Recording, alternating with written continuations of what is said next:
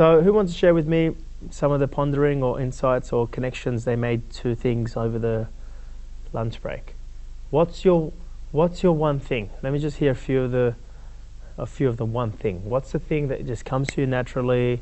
It's effortless. You don't think about it, and most times people question you. How did you do that? And you don't even know the answer to it.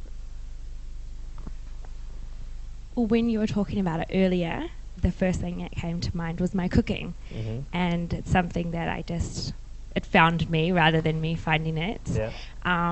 But I've since realised it's not my cooking. It's actually just being creative Yeah. or creating things from just how I feel, to just be in that space to allow myself to create things. And for a long time it was food, but it's actually not just food. Yeah. And that's the realisation I've had recently, is I don't have to use food as a medium to create. I can do it in painting and sewing things and textiles and all sorts of things. So, yeah. Very good. That's my thing. That's a very good example. And, excuse me, just had a bit of carrot from before. Yeah. It's a very good example there, because I remember my sister, when she was young, she would, do coffee cup reads. When you do the Turkish coffee, and she would read and she would tell you your kind of fortune. But really all she was doing was using her intuition and going, this is what's going on for you, and exactly what she does in a one-on-one sessions, exactly what she does in OMG Intensive, exactly what she does in the horoscopes. It's all exactly the same thing. And but in the beginning, she just found her little flair or her creativeness coming through the coffee cups, and she thought it was because of the coffee cup. So if someone said, can you give me a reading, or can you give me a coaching session, whatever, she'll go, well, hang on, I need to make coffee.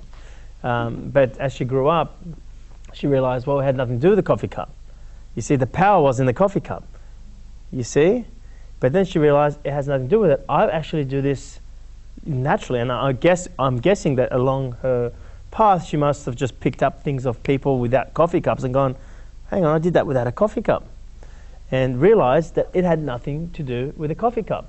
And this is where I constantly pick on people who are going woo-woo, which was myself at one stage. So I always, reflect back to where I was, because the woo-woo-ness is giving your power to something.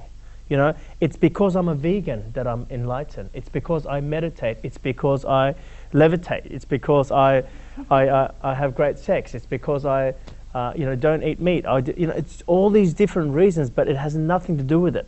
It's like all the different religions are saying, well, my religion's right, your religion's wrong. It's not. It's all versions of the same thing, But people will go, well, no, they will have judgments and say, well, they have judgments against someone eating meat, and going, well, obviously you have to do yoga and, not eat meat, and it's just like, it's completely having your power in one thing.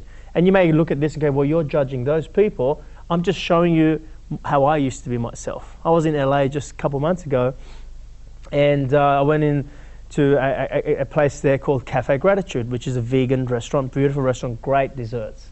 Love vegan desserts, right? But it was really cool to see, and it was almost cool to be into yoga around that atmosphere, around that people. I noticed a lady walk out of her car with her yoga mat put behind her and walked into the restaurant. You almost got to fit in, you got to carry a yoga mat. It's like, well, why don't you leave your yoga mat in the car? You didn't have to bring it into the restaurant with you. Or some might say, well, maybe she was going to a yoga studio around the corner, and maybe she was. But it's not because of one thing. There is no power. You're putting the power into that one thing.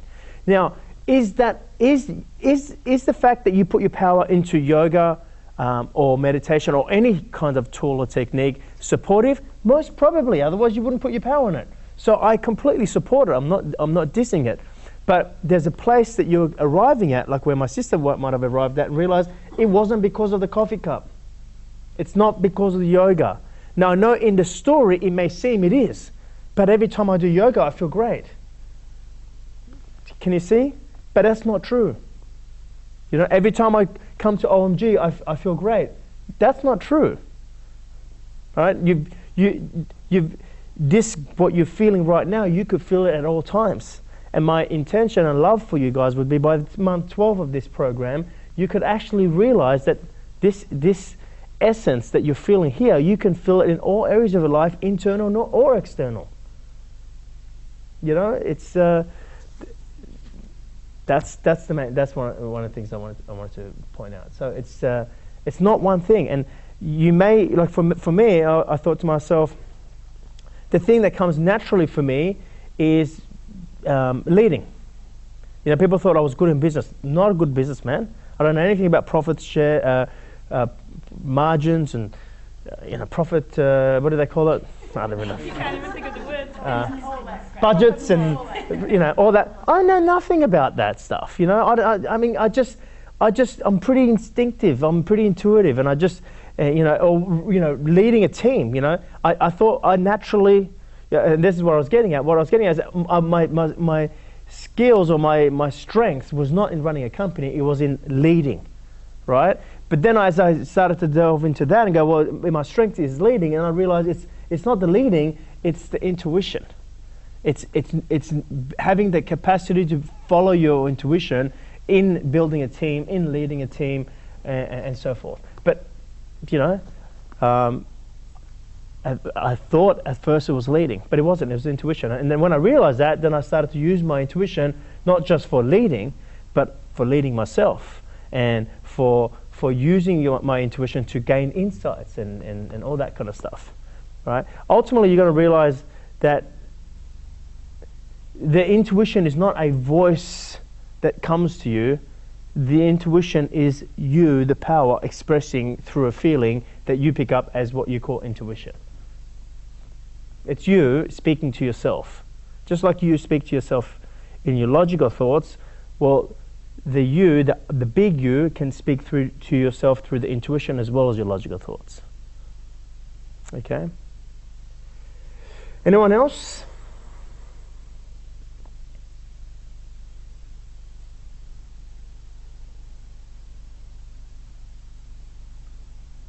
Microphone, please. Mine also creativity, design, and art.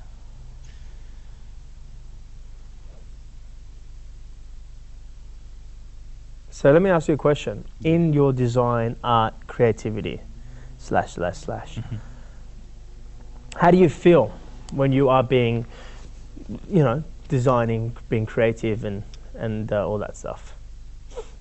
It's like I'm just there. I'm in it. It's like time sort of stops in a way, and it's like I just want to keep going until it's done. Yeah. Okay. I just want you to notice the familiarity between what people say or how they describe what it feels like. All right? See how that's familiar, or see how that's similar to yourself. The point of this is not the instrument that you play, okay? But it's where the music is coming from. Does that make sense? So I just want you to notice as we go around the circle and more people that share what their one thing is, just notice, listen, and feel what they say in what it feels like. Okay, thank you. Anyone else? Microphone, wait for the microphone.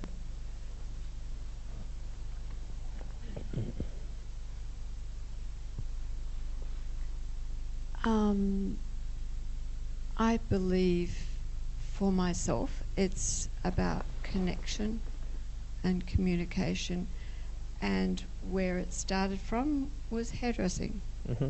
I could always do it. I was natural, and it gives me a very present moment. Yeah. So you're present when you're doing it. Yeah. Yeah, very right in the moment. And I often see people before I've actually done their hair. So So you see the design, you feel the design before. Yeah, and I see their character as well. Yeah. So that's where I've sort of said it's very much a connection and communication for me. So can I ask you a question? How do you do that? I don't know. I really don't know. It feels just very in the moment, and it feels really natural. Like when I'm with someone, and since I've sold my salon, I'm not as pressured to perform, and I have a whole bunch of people that just called me and went, "You can't just not be in my life." And I felt very honoured by that. And in coming to workshops and doing OMG, it's made me more aware of what I do naturally. Yeah. I always knew that I did it naturally, Yeah. but it's made me aware that I can put that anywhere in my life. Mm-hmm. And if I do things that I love to do, it'll work for me. Yeah, perfect. Thank you very much. Anyone else? Microphone? What's your one thing? And don't, by the way, sorry to interrupt, your one thing doesn't stay a one thing forever. You know, it may, but the whole idea of your one thing is for it to expand into other things, and other things become your one thing also. Can you see? And just because I call it the one thing, it doesn't mean it's one thing. It means it's coming from the one thing. Okay? That makes more sense to me now, because my one thing is intuition as well, but it shows up in different ways. So, you know, like if I was doing tarot readings or if I do massage and whatever way I intuit, Yeah. but it always comes back to the one thing is the intuition and following the intuition. Yeah. And I can be listening to myself while I'm just speaking a whole lot of stuff, and it's like it's me, but it's me behind me Mm-hmm. that's doing the talking, and I'm just listening, and as I'm saying it, I'm hearing it. Yeah. So there's no effort or planning or anything. Just Okay. sort of happens. Very cool. Thank you, Karen. And just to pick up where you left off, you said there's no effort, there's no planning. We spoke about that. We're going to talk about that later on. I've always said that there's a big, and I'm trying to give you another reference point, by the way. So listen up, another reference point. I've said many programs, Intuitive Warrior, WTFs, all that kind of stuff. I always say that I don't plan, you know. And people go, well, how about this? And how about when you do this? And what about when you book a plane and all that kind of stuff? And I always I always say that there's a difference between me planning versus a plan unfolding through me. Okay, it's the same thing as me giving power to the purpose rather than me being the purpose. You see, day to day, and rather than me being the purpose and giving and using my power through what I do. It's the same. I'm trying to use the same reference point. Day to day, you know. Look at the design of this program. You know, one day someone would look at this entire program. It's a 12-month program, the whole online and the whole experience, and go on, you know, what a great design. You know, you get your weekly webinars, and you get the monthly videos, and you know, you got a consultant who supports you, and you can get coaching from. I mean, but I never designed that. It's not like I sat down and went, wouldn't it be good to do a program and call it OMG, and I can meet once a month? Do you want to know how it started? Some of you have heard this, but just who's heard it? Okay, no one. Great. Let me tell you how this program actually started. I was doing the WTF, which back then was called the Quest for Truth, and I had a group of people that would continually come up to me and they go, is there something you can do further to support us on this path? I'm like, well, you don't need anything, this is it. And they kept coming back and asking, and one day I decided, all right, I'm going to put together a program, but I don't know what the program's about, nor do I know how long it's for, all right? I'm going to put a price tag, because obviously if I put it for free, like all my other programs, then everyone will want to come along, and that's not going to, and I won't be able to filter out the people who it's true for them. So I put a price tag. I said it's $5,000. So I came up to my community, and I said to the guys, hey guys, this is what we're doing. I'll put together a program. People are asking about it, and I'm going to get together probably once a month. I don't know what it's about. It's $5,000. Who wants to be part of it? 15 people went, I want to do it. Okay, so those 15 people used to get together at my house, and we started. I believe it was once a month, and we would get together with those people, and every month, everyone would just sit around, and we would spend an entire day together, and we'd just discuss things. We would have conversations, and before we knew it, after like 3 months, we were like, this is an actual program manifesting itself here. And we realized that there was a program there. So then I decided to actually give it a name, and we gave it a name, and it was called OMG. I wanted to call it OMG because people were like, oh my God, they kept saying it all the time, and so I was like, I want to call it OMG. So I called it OMG, and I was like, well, what can OMG stand for? All right, Oneness Mentoring Group. And I remember when I was just walking in Bondi Beach, just doing my morning walk one day, Oneness Mentoring Group, because I'm mentoring people on the path of oneness, and there's a group. So that came up. So then I decided to make it into a 12-month program. I'm making this up as I go along. And people were then signing up to this program. It was a group around this big pretty much every month. And soon enough, other groups popped up. There was a group in Melbourne, there was a group in LA, another group popped up in Sydney because this group started becoming too big. And before we knew it, we kind of put a time period on it. It was a 12-month program. We'd meet once a month, and and I noticed that people, and I would be coaching people throughout the OMG. Then, as the group started to go deeper, the type of people that would come into the group were deeper people. Does that make sense? And as the deeper people came, people were like, "There's too much story in this." So when I sat down with, and I was like, "There is too much story in this." So I felt like one day I woke up, I came into OMG, I don't know if you guys were there that day, and I pulled the box of tissues out. I go, no more crying, it's not required. There's no more story. You should have seen some people were like, where are you taking the tissue box, And as every time I kind of unraveled it at a deeper level, sometimes you notice the people change. Some people didn't like that I took the tissue boxes aside, and they were like, where am I going to express my stuff? And, So my point is, it's just come about. And when I took the tissue boxes aside, then I felt moved to come up with a topic, because usually I'll come up every month. There was no plan whatsoever. There was no topic. We'll sit down and we're like, how's things? Great. And then this thing just kicked off. It was really powerful. But then in this second series of OMG, I started coming up with topics. But look at this. Then one day, as I decided to come up with the topics, someone comes up to me in OMG and I went and did a program. It was Jamie's girlfriend. I did it in New York, It was really amazing. I was like, and she was telling me about it. She goes, and she put a camera in the middle of the room. And as she said that, it just went boom. I can put a camera in the middle of the room. Have a Coolwater Beach, have OMG. Because my problem back then was we were running out of space. So we had 4 different groups.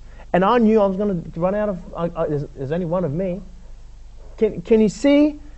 None of it, it's all unfolding within itself. I didn't make a plan, I didn't make a design, but there's a design or there is a plan unfolding through me. Now, we'll finish the first 6 months. I never thought, well, hang on a sec, I'm taking parts of the WTF to speak about in OMG. Do I have 12 parts? It wasn't even a thought. I didn't think, is there 12 different segments of OMG? Of WTF? There wasn't. Only after month 6 I realized it's done. In that first 6 months, I have covered everything that I've covered in the 2-day program except over 6 months, over 6 whole days. So then I was like, well, what else are we going to be talking about? Then the next part comes out. Okay. And it's funny, last month we spoke about going in and coming out. Right? And then look at month 7. It's all about coming out. I'm trying to give you as many references. I'm sorry if that bores you a little bit. But I'm trying to give you as many references. There's no planning. No one's planning here except for the I infinity part, not the identity. So that's the experience of the creativity or the design of what I'm doing is unfolding through me. When is it unfolding through me? When?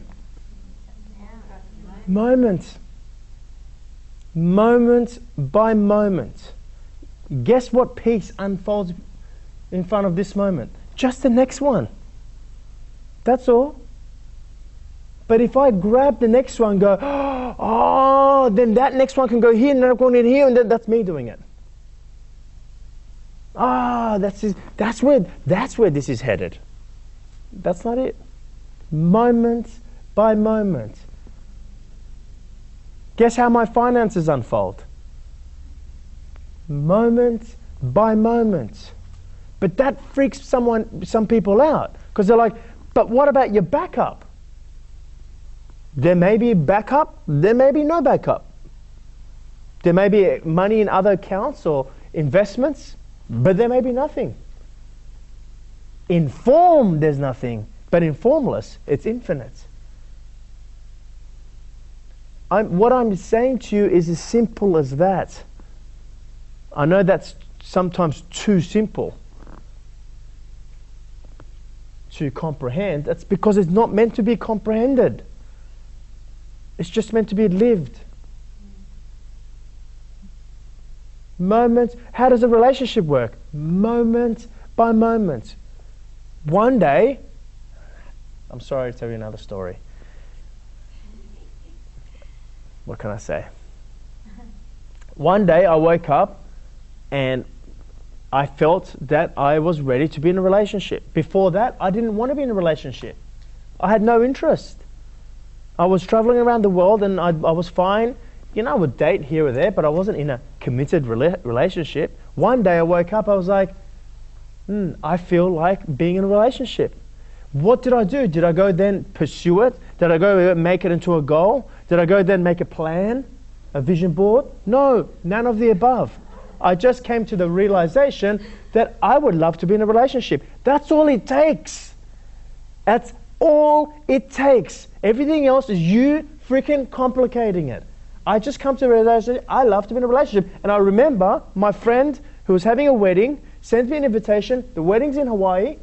And they said, I need to RSVP by this date. And this is 6 months before the wedding. I RSVP'd +1. He rings me up and goes, Zoghi, you put +1. Who's the +1? We don't know about your girlfriend. I go, I don't have one yet. He's like, mate, you're not going to just, I need to know for catering purpose. You can't just do that. I'm like, mate, I will be coming with someone meaningful that I'm in a relationship with. Don't worry. It's not just someone I'm going to meet the weekend before. And he was like, all right, I was one of his groomsmen. He couldn't say no. So he put down +1. I didn't go look for it. I didn't go, oh my God, I just committed to bring +1. And what if I don't find one? I'll look like an idiot. None of that. I didn't even go looking for it. Then one day, a girl crosses my path and was like, bam, that's the one. You're the one we're meant to have a relationship with. And it was effortless. And we just went, whoop. I don't have to tell you the rest. You were around when I met her. Lou was around, right? It just happened. It wasn't effortful. It wasn't, we were trying to make things. We just had our 1-year anniversary just in LA together, right? And I can tell you in the whole last 12 months, we haven't tried to make things work. It just happens. There's no problems. There's no arguing. It just, whoosh. I'm trying to use it in as many references as I can. One day, all right, I used to be 25 kilos heavier than I am today. Okay, that's a big chunk, right? One day, I remember the moment, I'm sitting there with my mother, all right, I was there for morning tea or whatever, and I just had a feeling just come to me.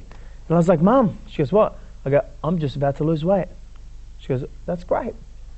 And I just had a sense that I was going to lose weight. Now here's the mistake that most people make. Then they go make it into a goal. Then they go and make a plan of how they're going to eat and look for a regime, I didn't look for anything. And doesn't mean I didn't do anything. I waited for the things to come to me. Suddenly, I'm speaking one day, this guy goes, I want to train you. I'm a personal trainer. Can you give me some coaching sessions and I'll give you some sessions? It's like, all right, I don't usually do bartering, but I was expecting you, so let's go. So we started doing some sessions. I started getting active and at this stage, I was still eating whatever I wanted, slowly. And then that just turned, you've heard the story, that turned into walking. I felt, after I finished our session with him, I just felt to walk. The walk turned into walking and running. And I remember the Bondi to Bronte run. When I was a young guy, I used to do the Bondi to Bronte all the time. I used to be like playing rugby and stuff. And I was just like, I just want to be able to do that again. Because I was too big, I couldn't make it. And, I would run. One day I remember achieving running to Bronte. I couldn't run back, but I was like, wow, halfway there. I just did the Bondi Bronte yesterday. Just got up, haven't run for months. Just when did it run? Easy, effortless. My point is, it's not that I didn't do anything. It's the things came to me. They either came to me from the external or they came through me from the internal. Suddenly my eating habits changed. To this day, my eating habit is changing. To this day. I'm traveling around and I will do a one whole day on probable and health. It's too much to go into it. But the point is, there's no plan. There was no diet. There was only one point where I felt to follow a certain way of eating. It wasn't a diet, it was a lifestyle. There was only one point, and it was right at the end when I started working out at the gym, and they said you need more energy in your workout, because I kept getting lightheaded and not having enough energy. And I started eating lots of meat and lots of protein and all that kind of stuff, which is what we kind of it's what we do at the retreat. We have our own chefs, our own food. Everything's organic. Everything's sourced from love, cooked with love, prepared with love, eaten with love, so on. Main essence, love. It's the only time I followed a certain way of eating. And that was after I lost the weight. Do you know how many times before that I tried diets? Guess. Many times. I can't forget. Do you know how many times I lost weight? Many. Do you know how many times I put the weight back on and more? Many. This is the first time I've just, boom. No plan, no strategy. Do you understand? But it's not like I didn't do anything, but the doing came through me. I felt moved to walk. I didn't go, well, I should be walking. It's just about bringing your awareness and your attention here. Do you know, when I was younger, I used to smoke. Hope my mum doesn't see this. I never smoked when I was like younger, because I was always sporty, rugby and all that kind of stuff. But there was a stage where I kind of like after high school, I started smoking socially, and I got hooked. And I was addicted. Every time socially I would smoke, right? And one day I decided to quit. You know how many times I quit? Many. You know how many times I restarted? Many. You know when it stopped? When rather than try to quit, I bring my awareness into how I feel. I did the same thing when I was eating. I bring my awareness into how I feel before the food, during the food, after the food. I bring my awareness in how am I feeling before the cigarette, during the cigarette, after the cigarette. Guess what happened? Hey? I stopped. You know why I stopped? Not because I should. I realized I'm actually not enjoying this. I wasn't enjoying it. But most of the times we're not aware that we're not enjoying it. It's just become conditioned. And I was like, I'm not enjoying this. Then I would pick up another one, smoke. I'm still not enjoying this. Then pick up. And one day, I remember picking up a cigarette. It was my last cigarette I ever had. This was like, I don't know, 8-10 years ago. It was the last cigarette I had. I was just like, I just don't enjoy it, and that was it. Recently, I was at a friend's house, at Sally's brother's house. They just had a new house. I was in Melbourne, They just built a new house, and I was there, and we were having a drink, and they were asking to have a drink, and I was just like, oh no, I'm okay. And they go, don't you drink? And I just said, no, it's not I don't drink. I have no rule around it. I just don't feel to. He's like, why not? I was like, I don't know. That's interesting. But there was a point I remember I got to last year where I was like, or was it this year? No, I think it was last year. End of last year, there was a point I got to where I would drink, I had no problem with drinking, and I would have like 6 or 7 beers. It's quite a lot, And then I just got to a point where I was just like, I'm not enjoying the next day, how I feel. I'm not enjoying, it was just making me feel happy. And the point is, I just didn't feel to drink anymore. Does it mean I don't drink? No, I'll still, there's no rules. I'll still have a drink from time to time. I think I drank in State of Origin after we lost. No, I'm just kidding. I drank that at the State of the game 1. I drank. Put your clothes back on after as well. Did the run? That was game 3. Different game. He looked like me a little bit, didn't he? He had shoes on. I'm trying to give you so many references. It just happens itself. It happens itself. And anytime, and I spoke about this in I think an upcoming webisode. I think today's webisode that just got released. If it's meant to be, it will come to me. If it's my manifestation, and that's what's meant to be, it's my manifestation. It comes to me, or it comes through me. I didn't say that part because the webisode is more shallow, not as deep. Otherwise, if I'm pursuing it and have to work hard for it, it's not mine. The only work hard that I've got to do is internal. After I've worked hard on the internal, I find a sense of completion. I don't have to work hard out here anymore. There's no working hard. You ask my team. I think the ones that are working hardest in our team, who would be the people who work the hardest in our team? Dico, that's an interesting question. Use the mic. I just came to me like who in the team works like hard? I'd say Pato. Who? Pato. Pato, maybe, yeah. Nano. But like any work, like when I was in LA, suddenly I had this insight I felt moved to do the marketing. I put Patrick aside. I said, Patrick, I don't want you to do any more marketing right now. He's like, oh, okay. And I just started writing all this stuff because I felt moved to. It's the first time. You'll see one of the pages that I wrote. Check it out. It gets released. It's a new page. It's a new. I don't know if you guys know, but I'm doing 2 WTF live events. I think I mentioned it to you guys before. One in Sydney, one in LA. Check out the page that I wrote. Right. That's the first page that I've ever written. I've never written any of this stuff. I don't know if you know, but most of the emails you get from me are not really from me. Except for the truth of the days. Someone always writes on my behalf. It's usually Patrick. You're doing a good job. Hey? You're doing a good job. What do you mean? I've been doing a good job, yeah.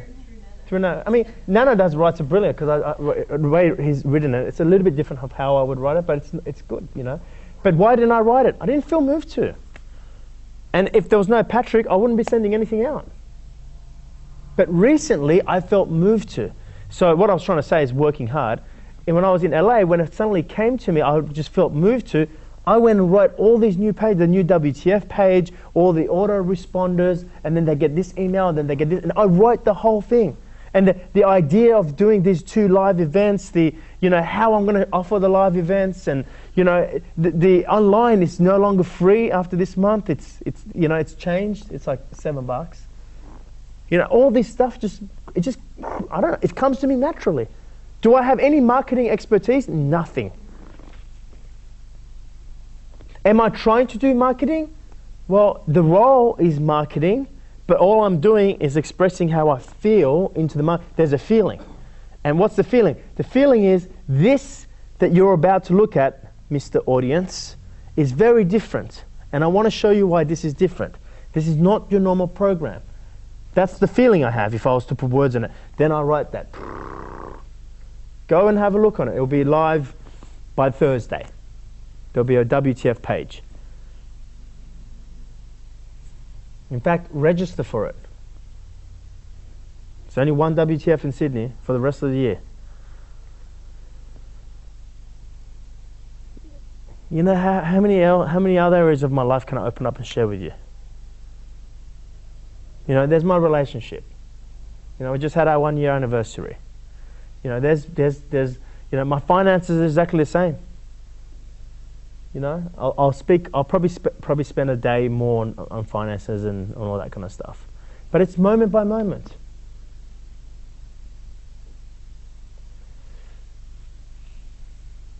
So, to give you an example for finances, I wouldn't go and make a decision based on what feels true, based on how much money I have. Nor would I go and make a decision that it's going to drive more money for me.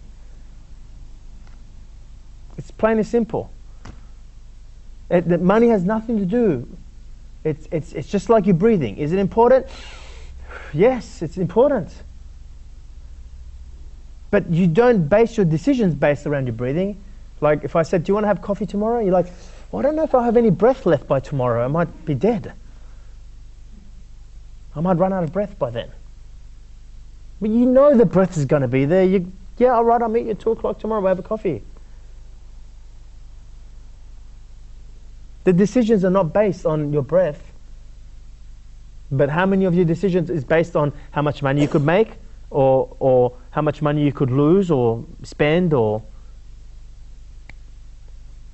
Same thing. No, you know, is there any structure in my finances? Yes, currently there is. But I didn't make a structure because I was looking to save money.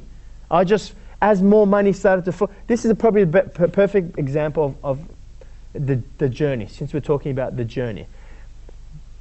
There was a stage where I left my company and I went to the internal. And I started taking the journey internal. I was over here. This is even, financially even, and things are ending. No, what's the word? No. Making ends meet. This is making ends meet, right? Right in the middle. This is where I was. I was way behind, right? I was in debt. I was, you know, continuously. I mean, my apartment that I lived in, right, was I think like $14,000-15,000 behind in rent, right? But this is my point. I was still living there, and I was still living a pretty good lifestyle. Even back then, if I had to travel, I even manifested business class flights somehow because I had points or, you know, something in the story would show up. I mean, what I'm saying is I wasn't suffering. The suffering was taking place in here. If I look back, it was all okay. I think I spoke about this last month. I said to you about an interview that I did, and they said, if you look back in your life, what would be advice that you give to the old self? And the advice that I said was, everything is okay. Because if you truly knew that everything is okay, even though you're here, if you truly knew that, you'd be free. It has nothing to do with where you are. You'd be like, well, this is where I'm at, but everything's okay, right? Yeah, everything's okay. So you're speaking to your future self. Everything's okay. Yeah, everything's totally fine. Can't tell you what happens, but it's going to be it's going to be a great journey. I know, that's what I was trying to do. It's going to be a great journey. And you're like, really? You're like, yeah, 100%. Here's a feeling of what it feels like in the future. Yeah, swallow this pill. Oh, wow, that's awesome. Would you care where you are now? You'd be like, all right, everything's going to be fine. Just go through the process. Can you see what I'm saying? So, anyway, I was over here. And one day, I started to realize, okay, this is making ends meet. This is the 0 point. I'm over here, but I'm still alive. I still feel joy. I still feel love. I still live in the beautiful apartment that I choose to live in. Yes, I haven't paid the rent, because in the story can yeah, but you haven't paid rent. Yes, I haven't paid rent, but I've manifested somehow a landlord who's financially driven, works in the banking world, he's all about what kind of watch do you wear, what kind of car you drive, and he's like, it's okay, don't stress about your rent, I know you're good for it. Can you see what I'm saying? I couldn't afford to buy any food, but I would go to my mum's house, and in the story, my mum would give me all this food. I've been shopping here and she would give me all this food. Does she do that for me now? No. But back then, I manifested my mum's. So I would leave my mum's house with shopping bags, toilet paper, honey, sugar, whatever, milk. It would show up somehow. So here's my point. One day I realized, well, because I thought I was living a pretty crap life, or I was thinking I was pretty, there's a lot of pressure, and there was. But I was like, but underneath the pressure, everything is okay. In fact, I'm still living what I love. But I've manifested in a limited way.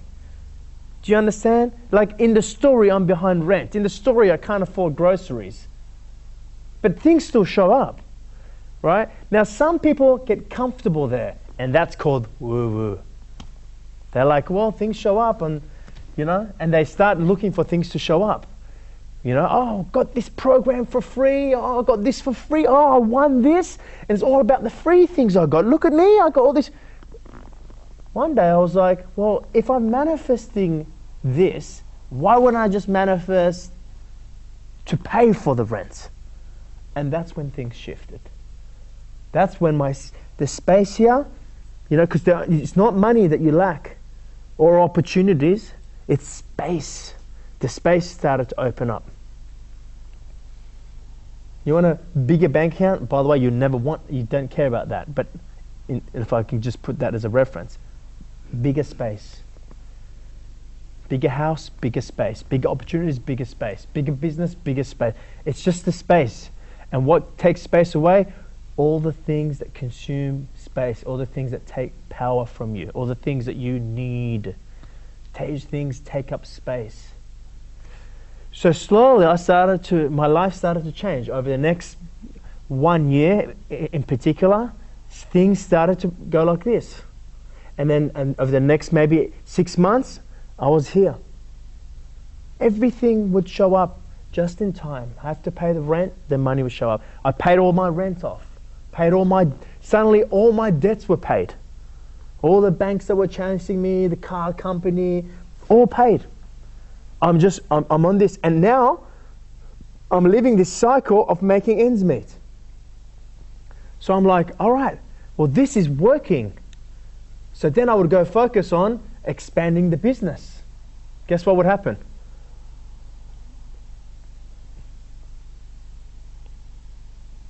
What happens when I focus on expanding the business? Like, okay, I need to expand the business. Now, I as the infinite didn't decide that. I as the infinite doesn't care for that. I as the identity cares for that because I don't want to be in that position again. I decided to focus on expanding the business. Guess what took up space with me? Guess what took me out of the moment?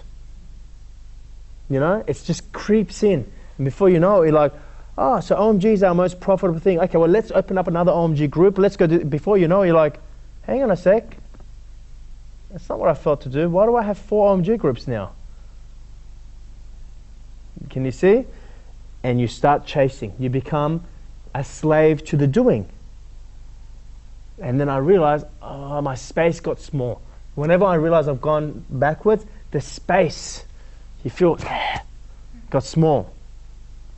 So then what I do, what normally people do if they're in the story, they start working hard on the story. But I know when I've gone backward, I'm conscious enough, and then I go and make more space by letting go of all the things that are taking up space, and I get back here. Now I know when I'm back here, what I got to do. I just make space. From here on in, I'm just making space. And then my life moves forward like this. Now, you know, ahead, things are paid ahead. Before, things were paid just as I was going along, moment by moment. Now, my trip to the US in August is paid. My trip to the US in September is paid. The accommodation for them are paid. Normally, I'll just pay as I go along because that's what is in the company account. That's what's manifested itself into form. It just changed. Now, in the story, in the business story, I should be back here now.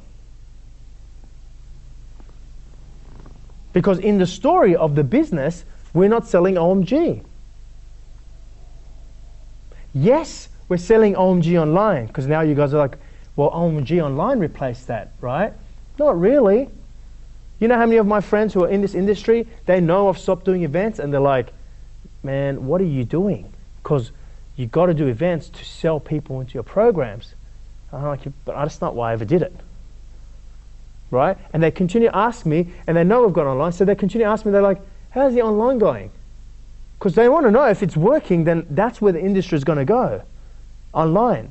My point is, the OMG Online is not working. You ask my team. When I say working, it's not replaced the income that we'll get from OMG Live. I mean, it is working. There's people watching it and people experiencing it, right? But it's not financially working. It hasn't replaced the OMG that is run here. Please don't listen to my story. Relate it back to your life.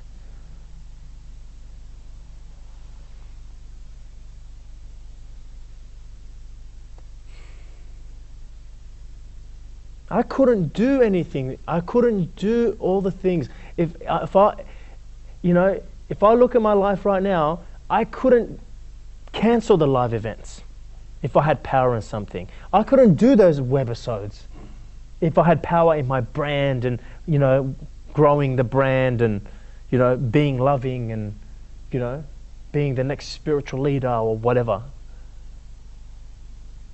I couldn't do that. I couldn't make the decisions that I'm making based on what I feel moved to do. I'm trying to say to you, it has nothing to do with the story. It has to do with the space that you hold. As you expand your awareness, expand your space, the story manifests for it to come into form. You see, your manifestations just don't land at your feet. Like, it's not like $10 million or $100,000 you require just drops in a bag in front of you. No, it manifests itself into form, so it comes through your story. Does that make sense? Like, in the story, 50 people just joined your retreat, right? But what happens is then people put power into the thing, and they go, oh, it's the retreat, so we got to focus on the retreat. That's the next event. No. X amount of money was required. X amount of people came to, and it got manifested into the story through the idea of a retreat.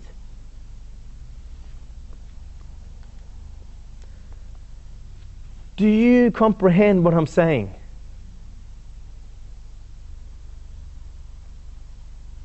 There is no power outside of you. You continuously place the power there and say it's because of this. Give it credit or you give it blame. But when you realize there's no power out of you, well, you're not going to just sit on a rock. You're still going to bring your power out. But the moment you bring it out, don't place your attention in the outcome, because that's putting your power into, like, if you want to lose weight, don't place your attention in the end outcome. Stay here. Stay here and do what you feel moved to do. You may have the realizations that you love to be trim. You may have the realization that you love to live a certain lifestyle. Don't go pursue it. It will come through you or it will come to you. Who's the one going pursuing it? It's the identity. All right, let me check in with you guys. I'm seeing some... I don't know what faces I can describe. How you guys feeling?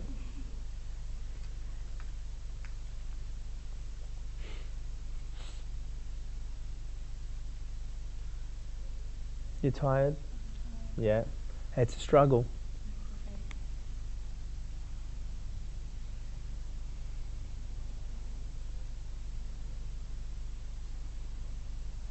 Okay, should we go home?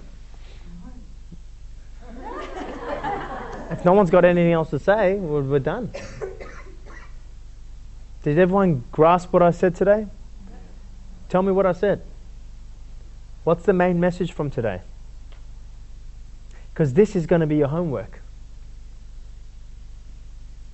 Over the next 4 weeks, between now and the next time we meet in OMG, your homework is to now connect to what you're feeling and begin to write it. We're going to start the writing process of this OMG. All right? So this is everybody's homework. Do you know the Be Free people, the forum? If you go to Be Free people, everyone here part of the forum? Okay. In that forum, if you're not, just join and we can add you to the forum. It's free, of course. In the forum, there's a blog. It's a community blog. It's called the Truth Blog. Right? What I would like you to do is practice bringing the feeling out. It's what I'm continuously doing, bringing the feeling out. What feeling? Either the feeling that you know so well that comes natural to you. So whatever it is that is your one thing, begin to describe your process or how you do the one thing. I know you said, I don't know how I do it, and the truth is you don't know how you do it. But this is how I got to where I'm talking to you about today. I didn't read it in a book. My mother didn't tell me the things that I'm describing to you right now. The only thing my mum got me to get to a place is support me in realizing who I am. You need to take your one thing and actually understand, and be able to articulate into words how you do that. Remember I said to you I was using my intuition? I didn't know how I was using my intuition. Didn't even know what my intuition was. I didn't know where I was coming from. I just went, well, I'm just doing what I feel to do. And people go, but I can't do that. But then one day I started a talk called Intuitive Warrior. And then that would force me or put me in a place for me to will or be able to articulate into words what the process of intuition is. Did I go and read a book about intuition? Did I go Google intuition and research it? No. I would just talk about it. And as I would talk about it or write about it, references would come. Oh yeah, this happens in my story, or this, and I would write about it. You must be able to articulate how you do it. This is how I coached myself. Nobody coached me. From here on in, I'm not here to coach you. I'm here just to support you in coaching yourself. Because until you get this for yourself, rather than me giving you the answers, you won't be able to live it. So as we're beginning to come back out, the first thing that I want you to come back out with is taking the feeling and putting it into words. I don't care if it's a paragraph wrong. I don't care if it's page, 2 page, whatever you want. Write about your one thing. What do you want to write about it? Write whatever you want. Just write about your one thing. But in particular, you may want to get to a point where you're writing about the process and be able to articulate how this one thing is taking in its place in form. If you think to yourself, well, I don't know how. Well, I don't know how to talk about the truth. I feel the truth. I don't know how to talk about it. But then I put myself in a position. You better be talking, Amir. 30 people around you, camera, go.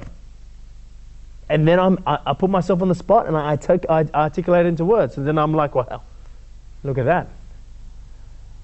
In fact, if you really didn't know by now, over 12 months of OMG, I'm articulating the same thing in 12 different ways. It's infinite ways. I could go 24, 36 months. I could keep going. And I'll go deeper and deeper and deeper and deeper every month. In fact, OMG has been going for 3 years now. And some of you have been around, not some of you here right now, like Sandy Rook. There's a couple other people. Yolanta. There's a few people who were around when I did the OMG right at the beginning. And they've seen OMG go deeper and deeper and deeper. I could just keep going. My point is for you to start to get going. Okay? So the idea is to share it with someone else. Well, it's to share it on the blog, which means this homework is designed for all the OMGs in Sydney, Melbourne, LA. So you're going to get all types of writing. Sit there, read everyone else's, read yourself, write yourself. 1 piece per week. So there's that truth blog is going to be like all this stuff from OMGs. It's probably already started because I did the OMG Monday last week in LA. So it's probably already started. And I'll be going there, glancing through. The team will be going there, glancing through and capturing different ones. Okay, you're doing it for yourself. Is everyone up for that? Yeah. Microphone? You're saying you go deeper and deeper and deeper. That doesn't mean necessarily that you're the best at or perfect at what you are doing with your one thing. That comes in time.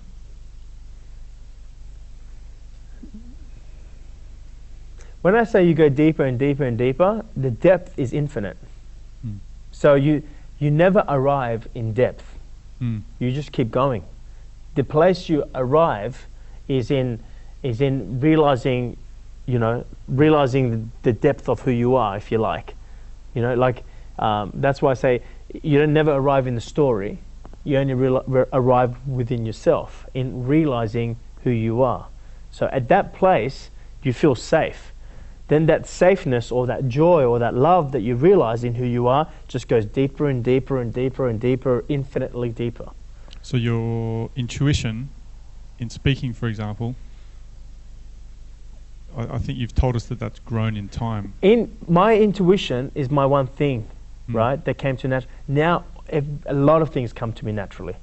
Right. Put me in a kitchen, or just come to me naturally. Because I know how to use that one thing, I've been able to relate it in other areas of my life. Put me in a motorcycle. I recently started playing tennis. It's just using what I realized, all right? I can use that now to learn how to play tennis. It's like the Matrix. You know the Matrix? Where you need to learn how to learn to fly a helicopter? It starts to get like that. You just download and you just get things a lot faster. So as your space has expanded, your intuitive capabilities have expanded, maybe? Yeah, so your one thing, the idea of your one thing, your one thing is like the tree trunk, but it branches out into so many different things. Right. Okay, you will use your one thing, and that's why we need to study our one thing. And everything that I'm talking to you guys about today is because I studied myself. I self-realized about my one thing, and I would break it down and I would ponder. And what's that word? The other word? Reflect was the other word someone was telling me. I would ponder or reflect on how I'm doing that. And at first it's hard to articulate into words, but I would ponder and reflect more and more. Obviously when you're pondering and reflecting on it, you're not in that one thing. Well, it's very difficult. When I'm speaking, I'm in that one thing. But if I begin to tell you about how I'm doing it, I notice myself disconnecting. Okay? But the idea is to reflect back, reflect to the moment that you're doing that one thing and go, well, why can't I just do that in this area of my life? Or before you do that, which we're going to do that in a few months later, the idea is for you to be able to ponder and then go, well, how am I doing that? How is it taking place in form? Now I know there's no how, right? But there's no how in me describing the truth. But I'm doing a pretty good job in articulating it. Okay, so you can articulate it too. Okay. And the moment I've articulated it, it's now finite, it's now form, right? But you can still feel it. Okay? But then once I've articulated it, it's gone. And then if I was to articulate it again, I wouldn't go, well, what did I say last OMG? You know, it's not like I was like, okay, the first OMG I did this month was in LA last Monday, right? I wouldn't go, okay, what did I talk about in LA? So who cares what I talked about? That's now form. The formless has manifested itself into form. That moment is finished. If I try to repeat that moment, you know, I remember once going up on stage to do an intuitive warrior, and never forget it. After I got off stage, you know, I didn't get a real positive response. You know, some people were like, you know, you're not very real, you're not authentic. People write me an email, and it was completely opposite to what normally I get. People send me emails saying, you're so authentic, you're so raw, you're so real. And I would get people saying, you know, it was not real. I think they were even writing the word scripted. And I was just like, really? Like, you know? And so then I reflected back and went, you know, what was my process, you know? And I never forget what came to me was when I was about to go on stage, Jamie was introducing me on stage, and he had the microphone. And before I went up on stage, he gave me the microphone and he goes, good luck, mate. And I looked at him and I said, got it in the bag. And I thought to myself, why did I say I've got it in the bag? It's like, you know, I've got it in the bag. And I realized that I had done that intuitive warrior so many times that I was now speaking from what I had spoken before rather than speaking from the unknown. Can you see? Now, it's very easy for me to go, oh, I know what comes next. I know I'm going to talk about this. But then I am speaking from form, so the people, what they're feeling is the form part. They're not feeling the infinite part. So I have to speak, and that's when I learned the art of speaking every time as though I'm speaking for the very first time. So when I started doing WTFs and intuitive, they just went to a way deeper level, because I realized I don't need to hold on to, because something amazing, I would say something that an intuitive warrior in another city, and then I would come to Sydney and go, oh, I've got to talk about what I talked about in Brisbane. That was a really good point. And I would hold on to that, to talk about that, and it will hold up space. And I'm talking about something that I've spoken about in the past. So I'm actually speaking from the past, not from the present moment. And that's where I really felt comfortable to speak from the unknown. It took my speaking or my one thing to a complete different level. And that was only like, 18 months ago or 12 to 18 months ago. It wasn't long ago. It took me to a new level. And guess when you get nervous, or if I would ever get, I don't get nervous at all. Coming to OMG today, don't get nervous at all. Going up on stage, nothing. People go, sometimes I see people being interviewed about public speaking, and they ask them, do you get nervous? And then they go, well, you wouldn't be human if you wouldn't get nervous. Well, I'm not human. Question is, can I get nervous? Absolutely. Guess when I get nervous? When I have to think about what I'm going to say. I have designed already what I'm going to say. Right? There's a difference between me knowing what I'm going to say versus me having a feeling of what I'm going to say. See, the feeling hasn't manifested into form yet. Can you see? I don't know what stories I'm going to say. I don't know. I've just got a feeling. Right now I'm speaking to you, I'm just got a feeling, and I start pulling from this feeling out, and something's been said. Come OMG next month, if I start to go, well, that's where I've got to pick up where I left off, I'll be gone. Okay, thank you. Anyone else? I don't even know what we're talking about now. What was the question?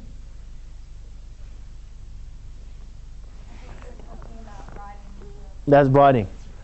Okay, so you guys up for that? Who doesn't want to do it? No one. Everyone's down for that. So I guess you all see the importance of doing it. Wait for the microphone. Just getting clarity. So every week I'm writing about trying to articulate my one thing. So your one thing, and if it's not a one thing, it could be anything. It could be just about how you're feeling about not finding one thing. It could be about how you're feeling about, because sometimes we have feelings that covers the one thing. So begin to describe or express the feelings until you fall deeper into the one thing. And if you already know what your one thing is, you articulate that, and then the next week you articulate it some more? Just keep articulating the process. If you want some more insights, talk about why you're at OMG. Why do you come here every month? You don't have to answer that now, but why? Why are you on this journey? you know, this journey. It's your journey, not my journey.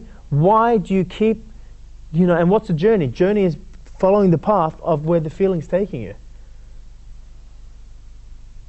Whatever you feel. And then as you're writing that, then that will be, then you might come to a point of going, well, hang on, what's the difference between the feeling and, you know, sometimes where it's ego? Write about that. It will lead you. Just keep writing, keep writing, keep writing a little piece every week and post it, and post it.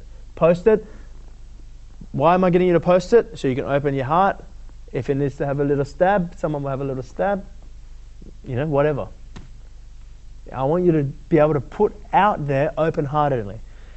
See, normally I would get you to write it on a little journal or something, but I'm actually going to get you to post it publicly. It's within our own community. It's within our own community. Do that until we meet next month for OMG again. Once a week until we meet again next month.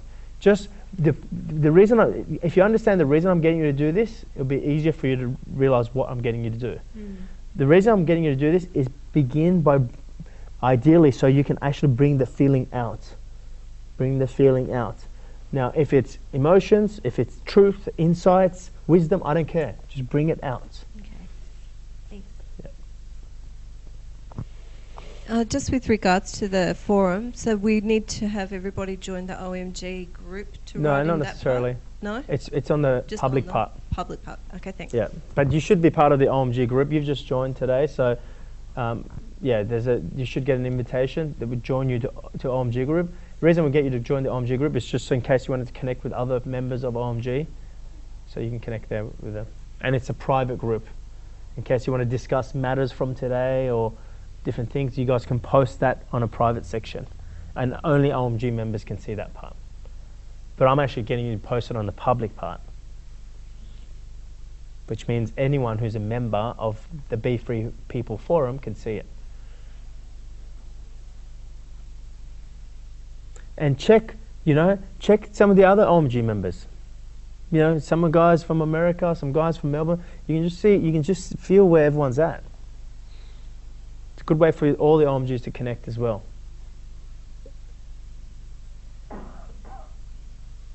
Any other thoughts?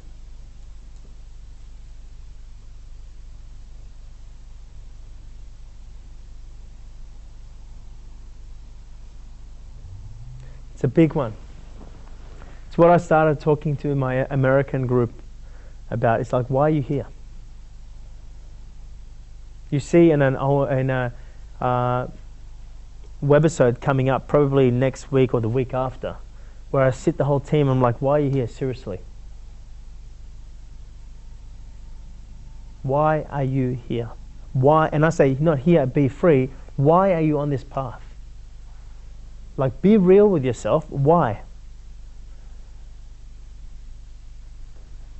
And that's not to come to an answer. I don't pose that question so you can have an answer. It's so you can dig deeper. When you ask why, you put yourself on the spot and you start peeling the layers of the onion back. Why? Why? Why? Why did you join OMG today? Why do you continue to come to OMG? And some of you might have some story references. Well, I was hoping that I could, really, improve my finances or something, But that's not why. If you're here after 6 months, not everyone's here after 6 months. Sometimes people find it's too difficult to continue.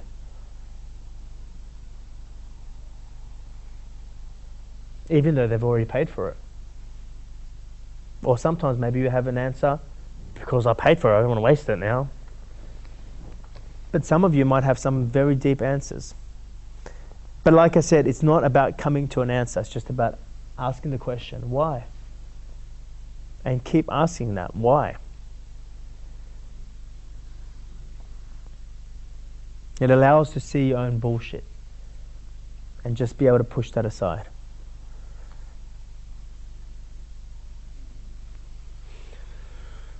Who wants to share with me how they're feeling after today?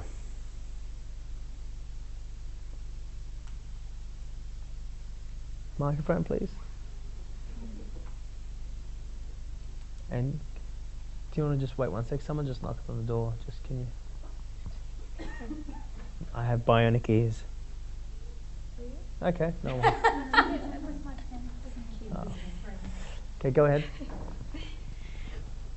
Before today, some things have been happening in my story.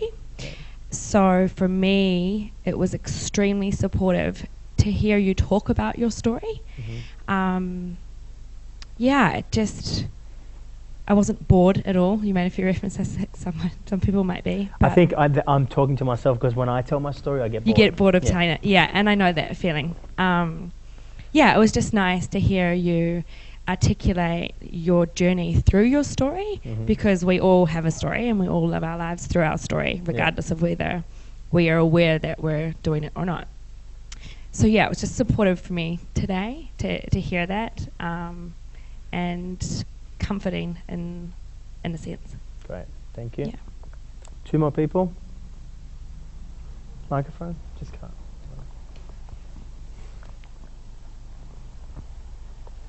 So if I get you right, then we should follow the feeling, whatever we feel moved by. Okay, stop. Yeah. Why? Why? First of all, there's no should, but why would you follow the feeling? I guess I'm just talking about what we've been talking about, what you've been talking about today. Yeah, but the most important question is why? Why would you follow the feeling?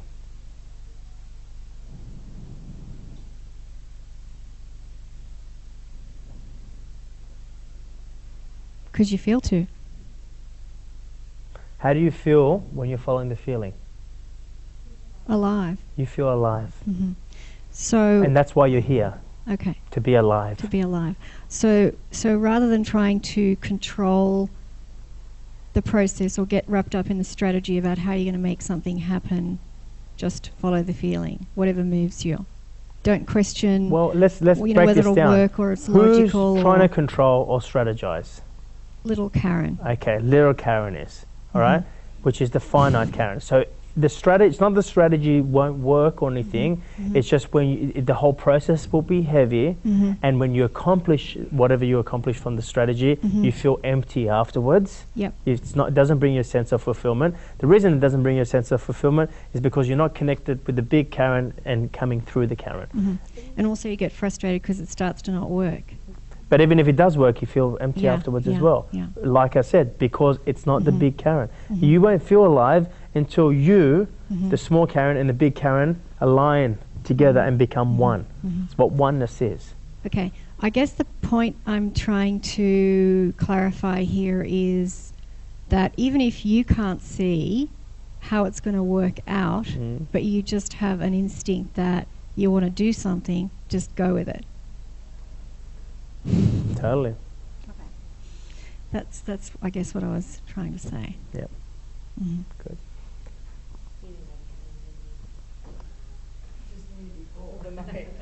I had the knock before.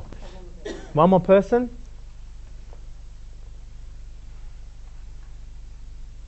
How are you feeling, Sean? Let's have a microphone for Sean.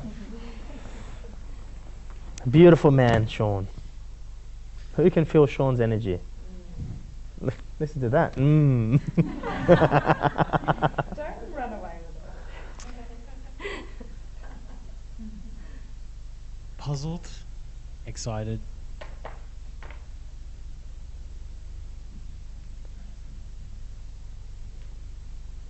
It's a whole lot of things all wrapped into one.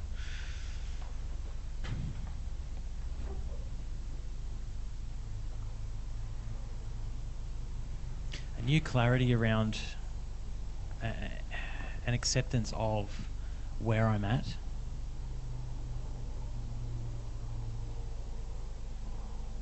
And that it's okay. And things will be okay. Yep.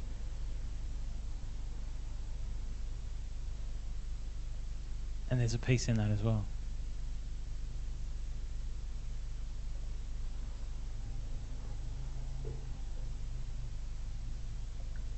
Looking forward to getting creative.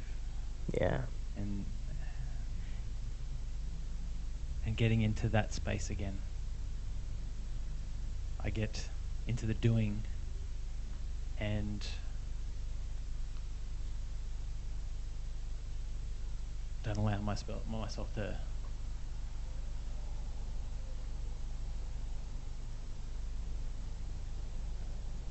experience that enough. Yeah. Mm. Very good. Get that creativity flowing through you, mate. Remember that when the energy is flowing through you and you feel moved, that is creative essence. Remember, your creative energy or your creativity is coming from the part of you that is creating through you, as you. When I'm talking about, you feel moved, it's creativity. When you feel moved, we talked about the feeling of feeling moved. That is when you're bringing something into this world. That's the only time you feel a sense of fulfillment.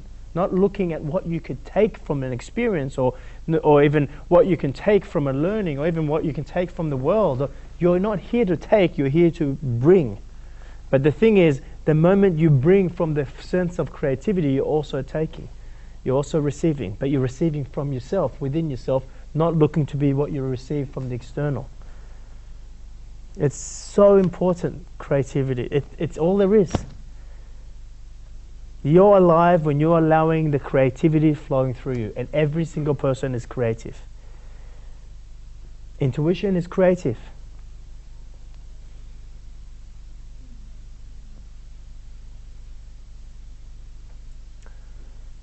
Dico. Was it our last OMG where you asked us to watch The Peaceful Warrior? Peaceful Warrior? Oh, No. Where did I get that from? Oh, The Surrogate, there was 2 movies. There was The 13th Floor and The Surrogate. Did anyone watch those movies? I can't remember I think it was from the Peaceful Warrior movie, but I can't remember. Yep. There was a line in there that really stuck with me, and it really brought me back to OMG and stuff that you've talked about. It's not that death is sad. It's that most people are not living. And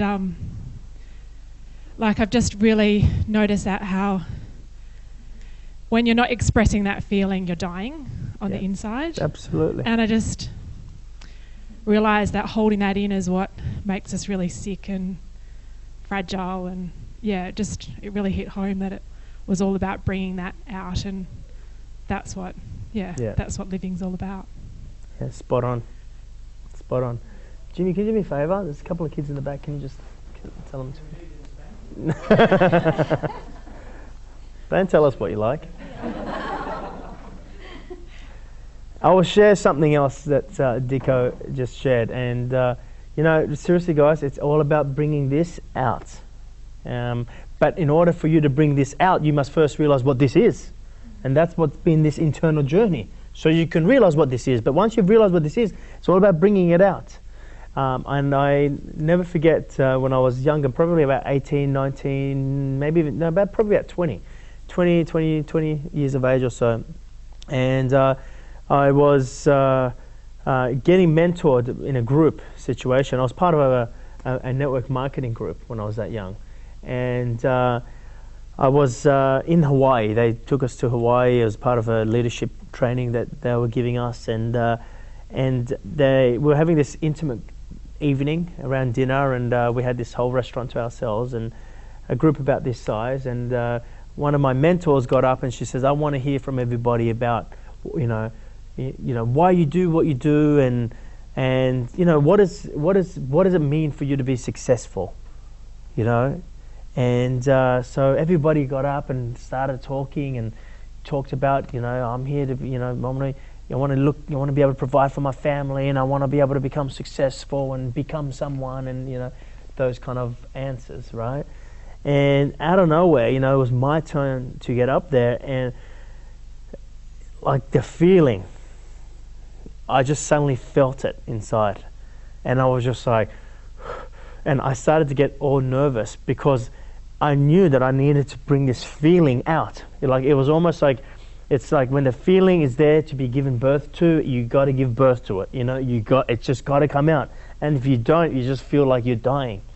And I don't even know what the feeling was, but there was this feeling inside of me, and then I just couldn't get it out. So I just started crying, and shaking uncontrollably, and just sobbing, and just wet all over my face, and everyone's just sitting there going, what just happened, And finally, when I expressed some of the emotions, then I was able to say that success for me, all I want to do in my life is be able to take this feeling that's inside of me and be able to speak it.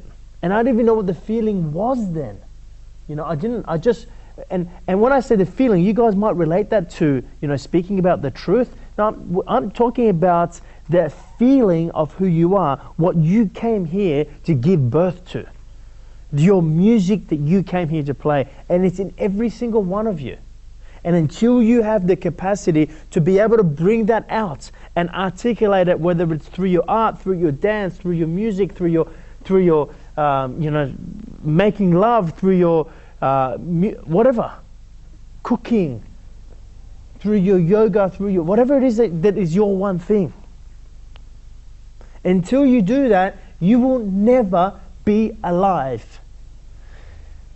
Furthermore, you will never be able to live any of this stuff that we're talking about it. You will know it, you will understand it, but you will not be able to live it. Because you don't have the capacity to live just the little thing that's for you. That one little thing that is you've come to give birth to spreads out to all things. You don't understand. Like, that is what I've done on this path. Just continue to take this feeling out. And like I said, I didn't even know what that was. And everybody in the group back then, in the mentoring group, they all like felt it, but they didn't know what I was talking about, nor did I. But it's only until now that I look back and I'm like, wow, And for me, it was just to speak and be able to take what's in here and just speak. I was just like, imagine if I was comfortable enough or confident enough just to speak. To me, that was when I was Be Free. No mistake that we call this Be Free. So, it's, and please understand, that feeling for me was to speak, but for you, it might be something else. It is something that you've come here to bring out into this world. And let me tell you something. Once there was a point where this became too difficult, and I was just like, just give me a normal life. I just want to be unconscious. This is just too damn difficult. You know what kept me going? You know what the feeling said? That's okay. But what you're feeling is going to come into this world if it's going to come through you or through another.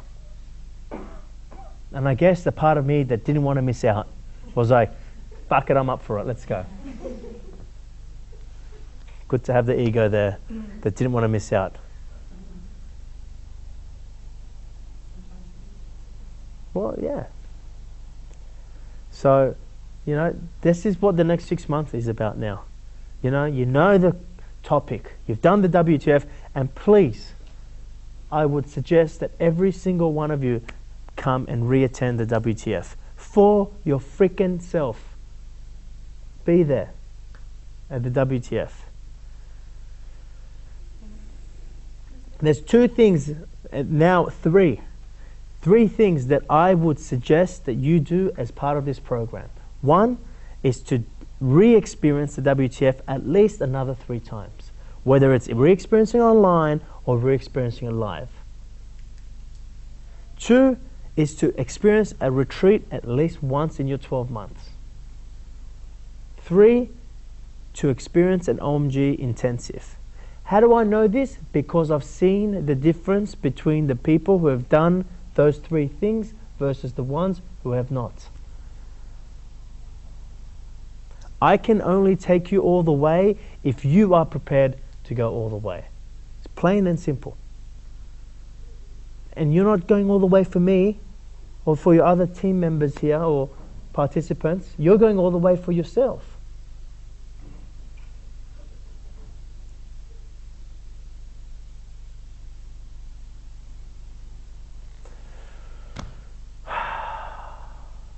So that brings us to the completion of the month of the journey.